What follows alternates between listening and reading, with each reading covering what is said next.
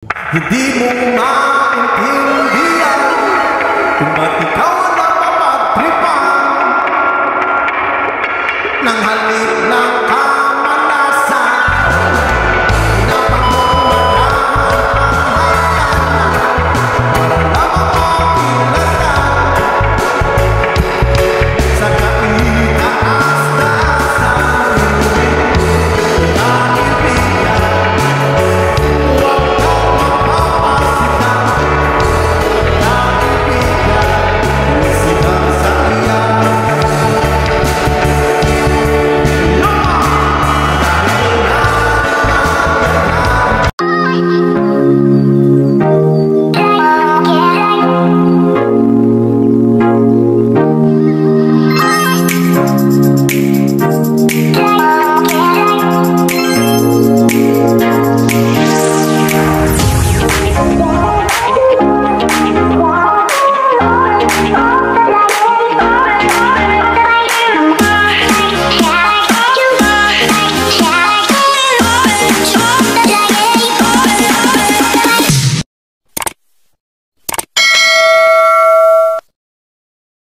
Hey guys, samahan nyo nga po pala kami dito mag-celebrate ng New Year. At yun na nga po, dito po ang ating iluluto ay pansit. Kaya ito, tara tapusin mo ang video na to dahil isa-celebrate po natin ngayong araw ang New Year po. Ayun na nga, nagagalit na si mama dito kay Aileen.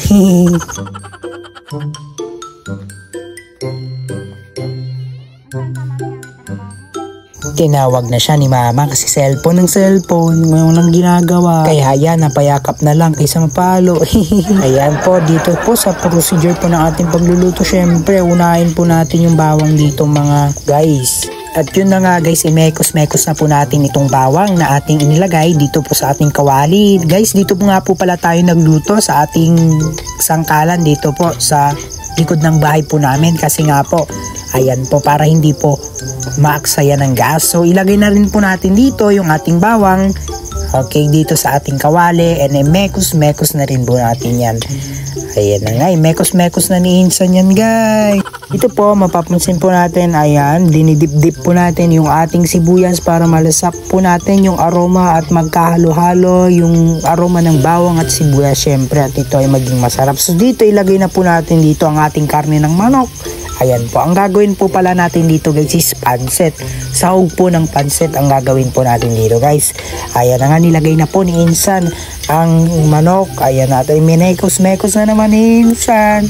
Ewan ko ba guys, kasi pag darating na ang bagong taon, nagsisilabasan na po yung ating mga Noche Buena o handa. Ay nako naman. Dito guys, syempre nilagay na nga po dito yung atay ng manok. Ayan na nga.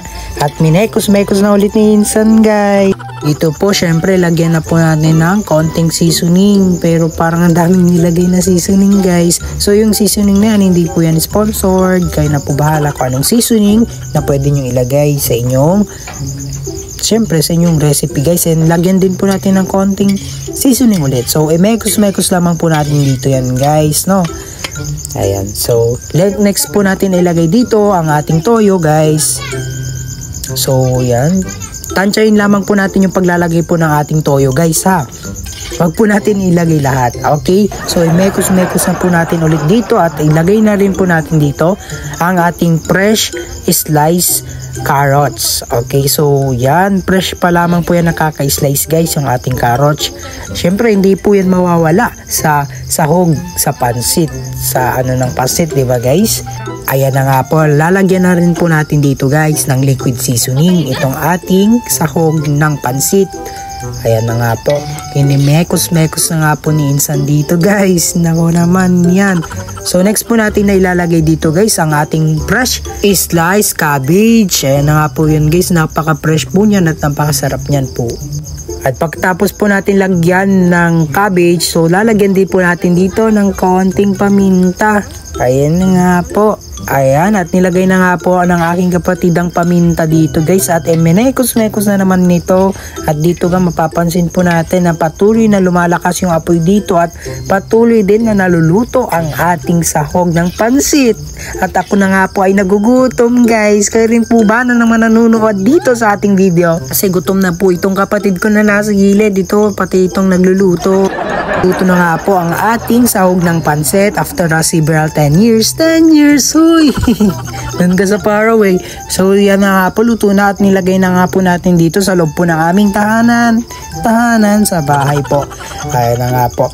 At inilagay na nga po ng aking kapatid dito dahil iluluto na nga po dito yung talagang main na luluto, yung pansit po natin. Syempre.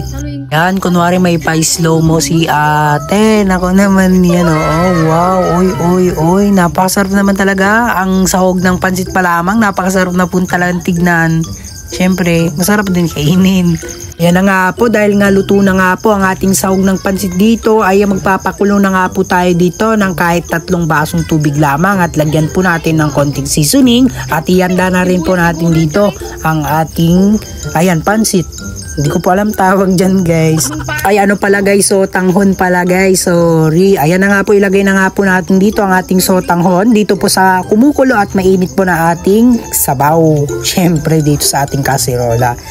Ayan na nga po. At pagtapos po nating ilagay dito, halu-haluin lamang po natin at imekos-mekos pa rin po natin dito ang ating sotanghon. Dahil itong aming niluto guys, napaka unique po nito and talagang grabe guys. Special po itong aming niluluto dahil po nga po New Year po ngayon and isipan po namin din magluto ng pansit dahil yung pansit po paniniwala po namin na pampahaba daw po ng buhay. It's totoo po ba yun guys? Comment down below kung naniniwala po kayo. At dito inilagay na nga po natin dito itong ating, hindi ko rin alam ang tawag. Pares po ba yan guys na sotanghon? Or magkaiba po sila? Comment down below guys kung ano po ang tawag sa isa na kulay yellow at yung white. Kasi ewan ko po kung ano ang sotanghon o hindi. Ayun na nga man pala, nakita ko yung inyong comment guys. So ang yellow pala, yung yellow ang tawag po dun ay canton at yung white naman po ay sotanghon. At so yun, dahil alam nyo na nga po, ayan, ilalagay na nga po natin dito ang ating sahog na napakasarap na niluto kanina lamang yan guys. After a minutes, ayan, grabe na, ang bilis maluto pala ng ating pansit. Ayan na nga, medyo ang sarap na nga po. At medyo luto na po ang ating pansit. So imekos-mekos lamang po natin yan guys dahil luto na rin po yung ating pansit. Halu-haluin lamang po natin ang ating ingredients, ang ating mga sahog guys para manood talaga yung lasa ng ating pansit. Ayan, at ako po ay nagugutom na kakanood dito guys. At kayo rin po ba guys? Comment down below po kung nagugutom na rin po kayo guys kakanood sa aming mga video. Paggawa po pala namin ng video guys, talagang yung video po namin ay walang cut-cut. And kung ano nga po pala yung procedure pa po na ginagawa po namin, yun po talaga yon. At para matuto rin po kayo at para malaman nyo po talaga kung ano yung mga recipe po na ginagawa po namin. Dito po guys, tayo po ay mag-ihaw na po ng liempo at ng bangus at tilapia po. Kapag ihaw po ng bangus at tilapia, siyempre po kinakailangan po natin ng uling at yun po ay paliliyabin po natin. At ayan, ilalagay na nga po natin dito yung ating tilapia muna na nilagyan po natin sa loob sa kanilang tiyan ng kamatis at sibuyas para manood po yung lasa ng kamatis at sibuyas sa kanilang katawan sa kanila, syempre sa isda. Ito nga lang po guys, maproseso po pala talaga ang pagluluto ng bangus at tilapia na mga inihaw kasi nga alam nyo ba guys na kahit alam nyo, nakikita nyo po na toasted na po ang kanilang balat pero pala sa loob ay hindi luto. At yun na nga po yung nangyari dito bago po ang sakuna. No, sinabi ko na agad yung nangyari guys. So yan, ihawin lamang po natin dito ng mabuti. Sa pag-ihaw po ng bangus at tilapia guys, ihawin nyo po talaga ng mabuti. Mga ilang minuto nyong ihawin and talagang dapat mainit na mainit po yung ating uling para mas maluto po talaga sa loob. Hanggang sa loob talaga maluto yung ating.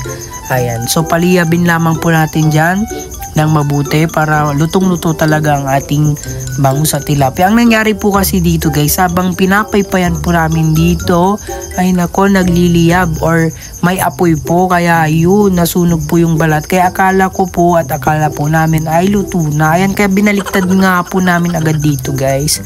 Pero in fairness, parang luto naman na talaga, diba guys? Kasi nga makikita mo sa balat niya is toasted na po, and parang ano na siya, sunog na ba? Parang ginawa ko nga pong barbecue lamang ito guys, pero hindi pala yun. Ako po, lagot ako kay mama ko guys. Dito, sa pagkakalam ko ay luto na ang bangus at tilapia. Ay next na nga po natin dito agad ang ating lempo, syempre ang ating pork lempo.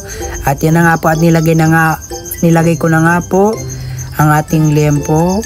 Ayan, so ayusin lamang po natin, helera po natin ng maayos para maluto sila talaga. Dito rin po ang nangyari din po sa aming lempo guys, hindi po luto sa loob, medyo matigas pa pala siya guys. Talagang maproseso talaga ang pagluluto guys. Every nangyayari sa buhay po natin may lesson talaga guys. Kaya yung may purpose ng video na to guys, para hindi na rin po maulit sa inyo guys. Kaya talagang iluto po natin ng mabuti yung ating mga pagkain para safe pong kainin, and talagang syempre masarap kainin. Kasi pag hindi luto ang isang pagkain, may tendency na pwedeng sumakit yung tiyan po natin, and baka magkasakit pa po tayo. Kaya kailangan po natin lutuin ng mabuti para din po sa pinakamasarap na putahe sa buong mundo. Kaya't samahan nyo nga po pala ako dito mag-ihaw na mga ilang minuto dito po sa ating pork lempo. At yan na nga po, alam nyo po ba guys na mini pan po ang ginagamit po namin para mas lalo pong magliyab itong aming uling na ginagamit. Ayan na nga, at yan, maproseso pala talaga ang pagluluto ng lempo guys, at hindi dapat yan minamadali dahil napakakapal ng karne ng baboy, and dapat maluto yan kahit sang parte syempre. At yan na nga po dito, napakasarap na po ng amoy ng lempo dahil yan may papahid-pahid pa po ang aking kapatid dito para masarap talaga ang aming lempo. Ayan, medyo umaapoy nga po ang mga uling dito, nagliliyab. Ayan, kaya sa pagkakaalam ko is luto. Kaya ang nangyari po dito, pinaypaypayan po namin dito para mawala po yung apoy. Nako po, kasi yung apoy na yan, ay nako naman yan. Dahil sa apoy, akala ko luto na po ang lempo po namin. Ayan, kaya tignan nyo nga po dito sa video, ipapakita ko kung ayan, oh, parang luto na po kasi no, yung ating lempo. Ayan, tinaas ko po yung sangkalan, pero anong tawag dyan guys, sangkalan ba yun? Pero ayan, mukhang luto naman na po yan guys, no? Pero hindi pa po pala. Ayan, so ihawin po ulit natin ng mga ilang minuto. O dito guys, kasi nagmamadali po akong maluto itong aming lempo dahil gutom na nga po ako guys, at sana nga po maintindihan nyo yung situation ko guys. At yan na nga po dito, akala ko luto na ang ating bangus at tilapia, pero luto naman talaga yan. Oo, kaya binidyo ko na rin po. At ito, tingnan nyo guys, diba parang luto na po ang ating lempo. Kaya yan, binaliktad ko na po at inayos-ayos ko pa po dito yung uling. At yan na nga po, diba guys? Ayan, so ginagamit ko ulit yung mini pan dito para magliyab po ang ating uling at para maluto itong ating lempo. Yan guys, napakasarap pala po guys talaga ng lempo guys, lalong lalo na kapag lutong-luto at grabe, at sasabayan mo ng ng toyo, kalamansi at sili guys. Napakasarap po ng lempo.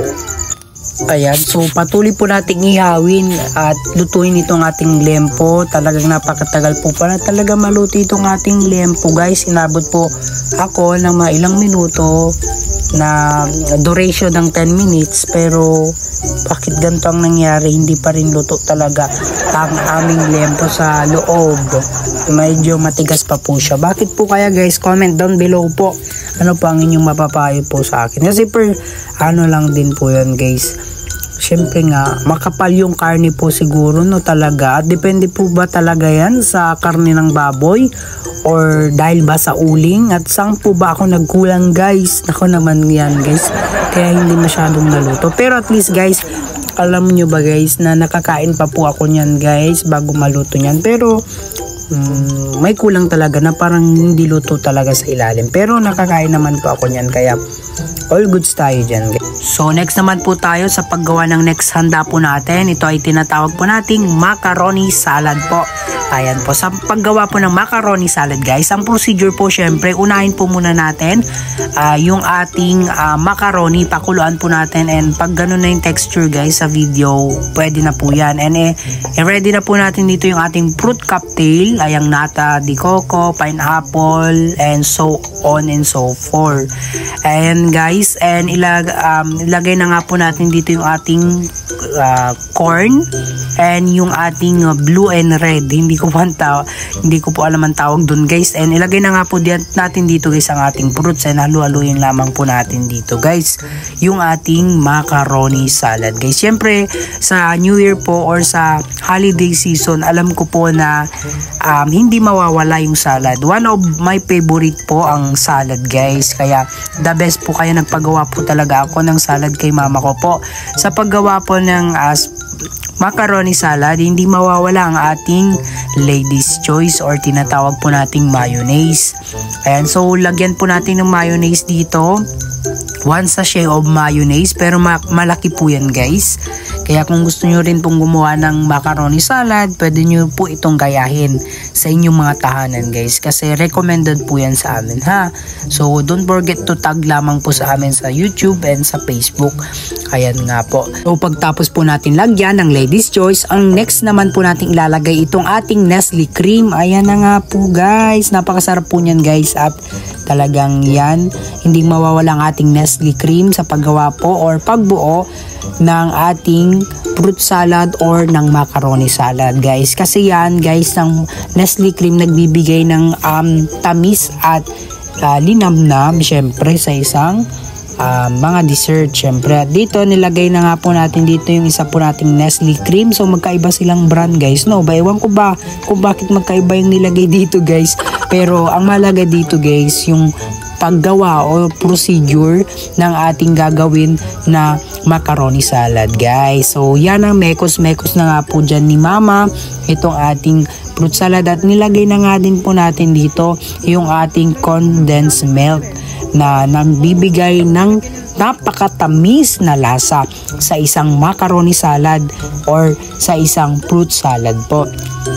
Diba guys? Tingnan nyo nga po guys, natatakam na nga po ako dito. Sa panunod pa lamang po guys ng aming vlog, or sa panunod nyo pa lang po ng aming vlog, alam ko po na natatakam na po kayo sa paggawa ng aming mga handa. And sana mabigyan po namin kayo guys kung ano lang, diba guys? Or punta na lang kayo dito guys next year. Ayan, next year pa. So yan, dito medyo messy ang ating guys, ayan, dilata, pero patuloy pa rin po tayo sa paggawa, and gatas lamang din naman po yan. Ayan, so yan, ilagay na nga po natin dito ang ating another condensed milk, syempre para talaga matamis at napakasarap po ng ating gagawin na macaroni salad guys. Diba guys, pansin nyo guys, napakadaming gatas ang ating nilagay dito, and talagang favorite ko yan and ng aking mga kapatid. And talagang pinaggawa po kami ni mama ng mga handa na yan, and I'm so very thankful and I'm so very grateful na meron kaming ina na handa kaming paglutuan kapag gusto po namin ng isang pagkain, at handa kaming bigyan kapag gusto naman po namin ng isang bagay. And yan ang kagandahan sa aking ina, maganda na nga, mabait, masipag, at higit sa lahat may takot sa Diyos. Ito po, mapapansin po natin na ayan, perfect na po yung ating paggawa ng macaroni salad. Minekos po ng aking ina. Ayan na nga, mapapansin po natin sa video guys, no? Napakasarap po talaga niyan. Yung paggawa po, procedure po ng paggawa ng ganyan guys, hindi madali. Kaya sana i-appreciate nyo po itong video po namin. Don't forget to like, comment, share, and subscribe po sa aming video guys, at palagi nyo po kaming suportahan, panoodin nyo po palagi ang aming mga video.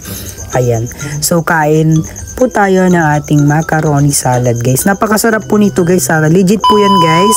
Hindi mo maintindihan kung ba't ikaw ang napapatripan ng halik ng kamalasan. Pinapagmumarahan ang hatanan para lang mapapilatan.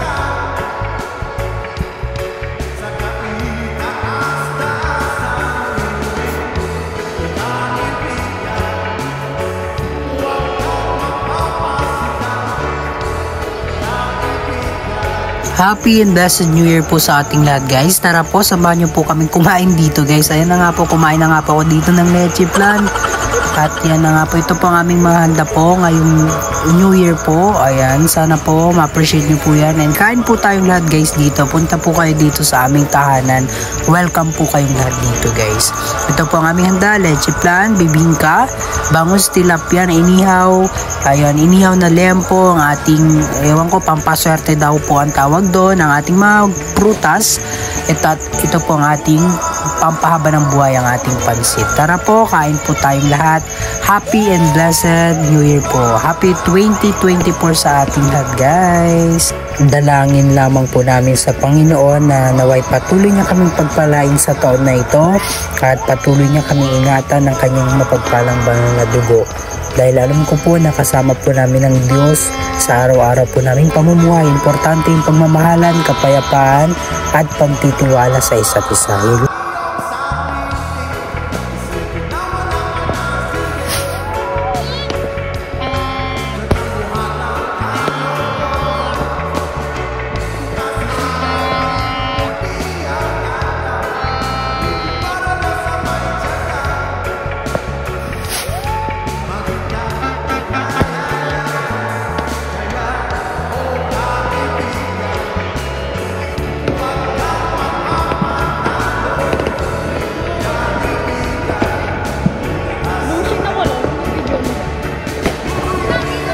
Dito po guys, alas 12 na po at dahil nga po January 1 na po, tayo na po ay magpapaputok ng ating sama ng loob. Uy, sama ng loob. So happy and blessed New Year po sa ating lahat guys. Naway masaya po tayo ngayong bagong taon guys.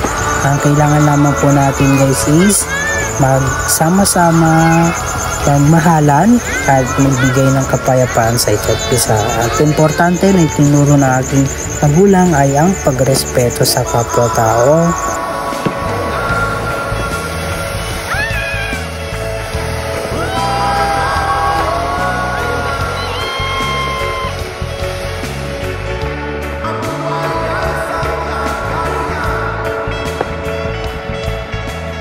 Hey guys, Happy New Year po sa ating lahat guys, and maraming salamat po sa lahat po ng sumusuporta ng ating video. Naway patuloy po tayong pagpalain ng Panginoon sa taon na to at patuloy niya tayong gabayan sa lahat po ng ating gagawin sa buhay.